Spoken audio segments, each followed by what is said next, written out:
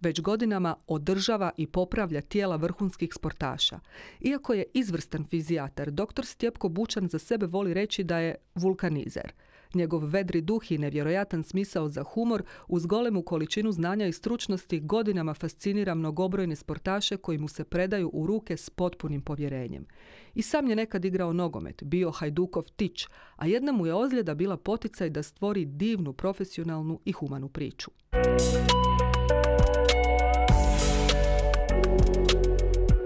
Počeo sam kao nogometaš koji je na sebi osjetio sve te ozljede, završio to kao liječnik, fizijatar, a zapravo sam prošao preko hitne.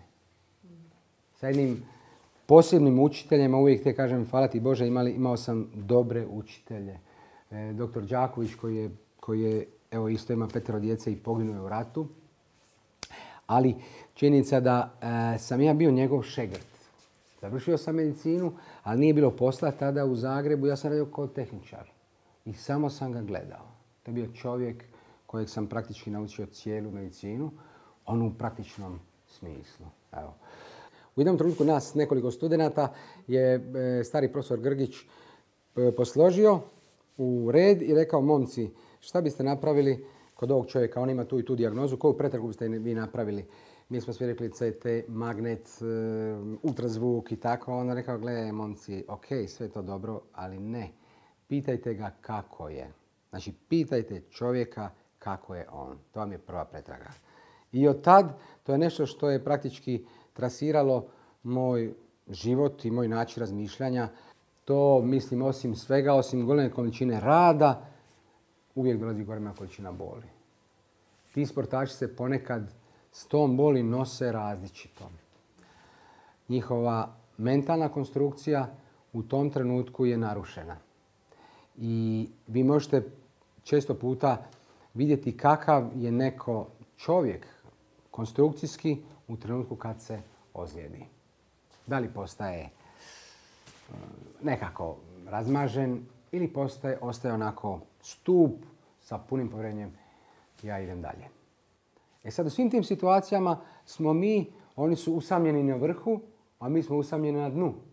Smo oko njih da onaj ko vidiš da je zapravo dobar čovjek, da je u tom trenutku mu mentalna konstrukcija popustila, da mu staviš neku štaku, staviš malo leđa, poguraš ga i ide. Evo. To je jedan normalan slijed. Vi kad igrate, ako ste u jednoj takvoj poziciji, kad nešto napravite tako, onda su svi oko vas, svi vas tapšu i htjeli ne htjeli. Hodate, ali hodate 1 centimetar iznad zemlje. Znate, teško se ophrvati tome da ostaneš u poziciji da ti nisi to što si na koncu i zašto ne uživati ono što si napravio ako si toliko trenirao. I sad u jednom trenutku kad vam se dogodi ozljeda, vi ostanete sami. Nema nikoga. Ali nikoga. Neko te vidi i pozdravite i ni te pita, da, kako si to, ali nisi više u takmičenju, nisi više u kombinaciji za momčad, niti ko o tome govori da možda nedostaješ i tako, jer koga nema bez njega se može i tako. Tako da ti sportaši zapravo su najčešće, ja to nekako zovem fenomen gladijatora, a mi smo fenomen vulkanizera, koji onda taj dio malo popravljamo, ali često puta se dogodi da vidimo njihovu ranjivost u jednom trenutku i ako im uspijemo samo malo pomoći, to onda smo mi, evo, naša zadovoljstvo je beskrajno. Mi nakon cijelog dana na Olimpijskim igrama radili bi, što je Dudo znao reći, od 0 do 0. Ako vidimo da smo ih malo trasirali, malo im pomogli, malo ih razveselili, to je to.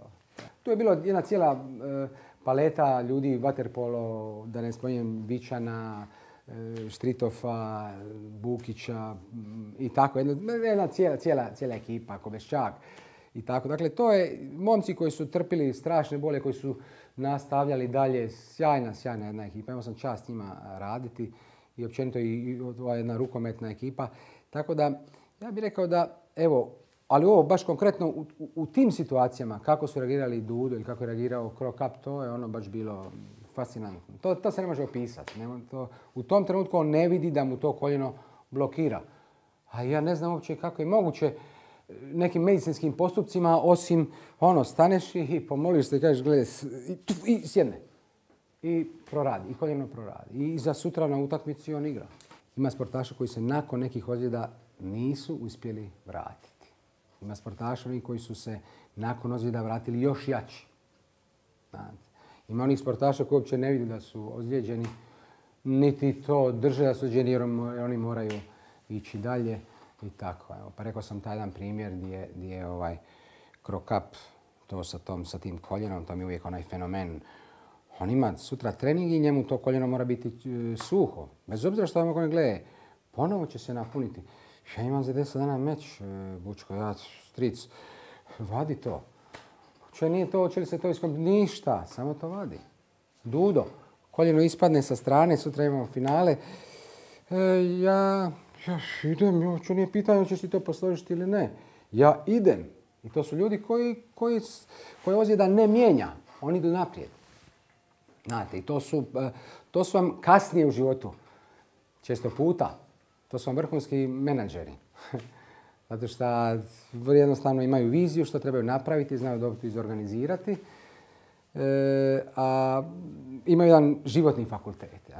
I reći nekom mladom čovjeku šta ga čeka za biti sportaš, nekako vidim da usmjeravanje prema profesionalnom sportu je dobro usmjeriti mladog čovjeka prvo prema vježbanju, a onda njegov talent i taj mali nastavak rada, da mu se kroz cijelu tu osnovnu školu i srednju školu proba ugraditi jedan ritam kontinuiranog vježbanja. Koji će mu njegov talent, ako on kontinuirano vježba i radi, njegov talent će mu sam izbaciti njegov uspjeh.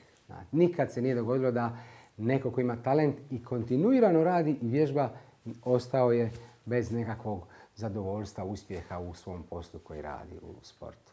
Često puta talenti ne rade redovito. I to je najveća šteta.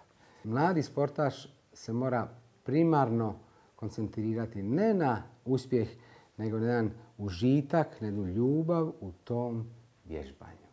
Da on ima svaki dan postignut za ono što je on mislio. A što će biti iza toga,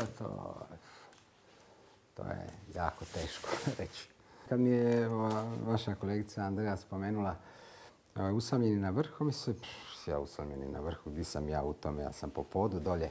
Ali zapravo cijela priča u tome, ta bol, to je baš to. To je taj lutak, to je život tih ljudi.